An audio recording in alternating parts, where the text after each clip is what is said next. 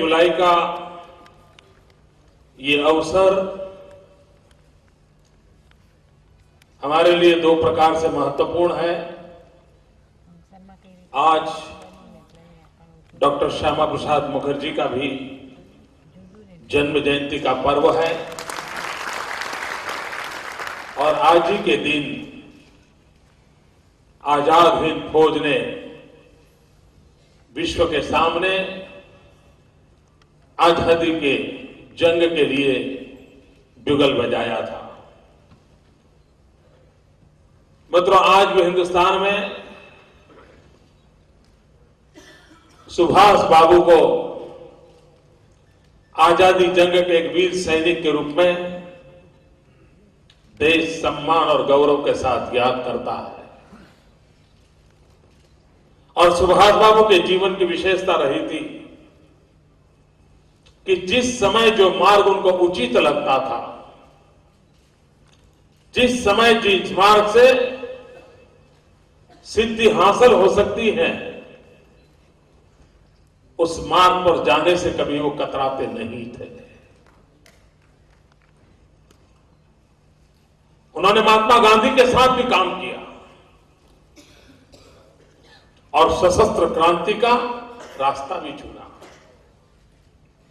हिंदुस्तान के सार्वजनिक जीवन में सुभाष बाबू जैसा ऐसा व्यक्तित्व तो बहुत कम मिलता है कि जिन्होंने जीवन का काफी समय अहिंसक आंदोलन के साथ गुजारा हो, महात्मा गांधी के नेतृत्व में जीवन खपाया हो, लेकिन आजादी की ललक जिसे चैन से सोने न देती हो, आजादी की ललक उसे बेचैन बनाती हो और एक पल उसको विचार आता हो कि शायद इस रास्ते से अंग्रेजों को झुकाया नहीं जा सकता है, और तब जाकर के हिंदुस्तान के अंदर एक सेना रूपी व्यवस्था खड़ी करके कुछ भी हो जाए हम अंग्रेजों को खदेड़ के रहेंगे, हम अंग्रेजों को परास्त करके रहेंगे, इस मिजाज के साथ निकल पड़ना। आप कल्पना कर सकते हो मित्रों, हिंदुस्तान के बाहर जाना, एक पूरी फौज खड़ी करना, और इतना ही नहीं,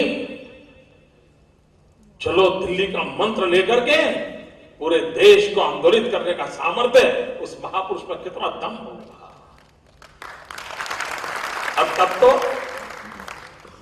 किसी भी नेता की आवाज पहुंचाने के लिए इतने साधन भी उपलब्ध नहीं थे, न टीवी थे, न इतने अखबार थे, लेकिन जन जन तक उनका सामर्थ्य था कि लोगों तक पहुंचता था।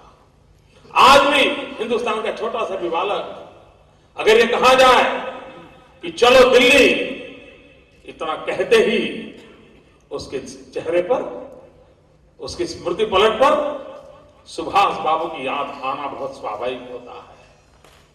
अगर कोई कहे तुम मुझे खून दो मैं तुम्हें आजादी दूंगा, तो तुरंत सुभाष बाबू की याद आती है। यानी जन जन के दिल में किस प्रकार से जगह बनाई होगी, जिसका हम अंदाज कर सकते हैं। सुभाष बाबू का गुजरात के साथ भी निकट का नाता रहा था।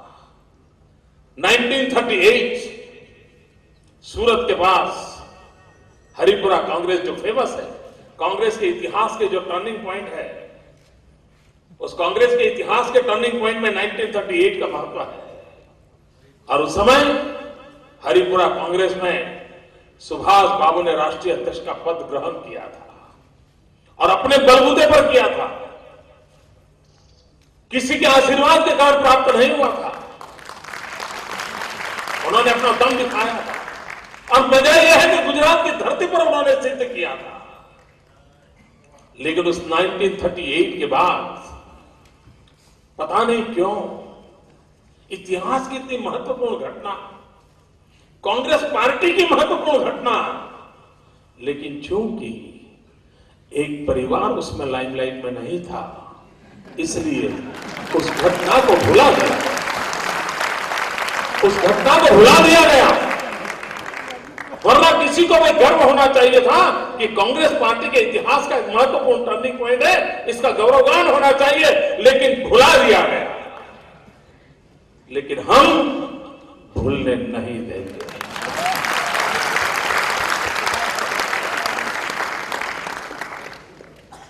हम इतिहास को जिंदा रखना चाहते हैं। हम इतिहास को इसलिए जिंदा रखना चाहते हैं कि वो समाज इतिहास कभी नहीं बना सकता जो समाज इतिहास भूल जाता है।